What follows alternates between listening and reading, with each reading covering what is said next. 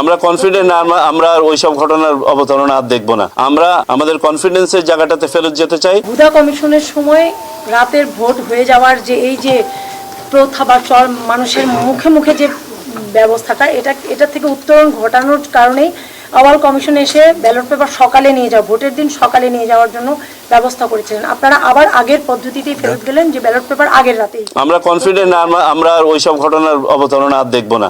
আমরা আমাদের কনফিডেন্সের জায়গাটাতে ফেরত যেতে চাই।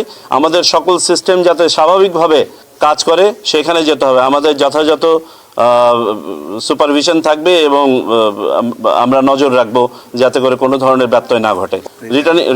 রিটার্নিং কর্মকর্তার ব্যাপারে কোনো আলোচনা আজকে হয় নাই।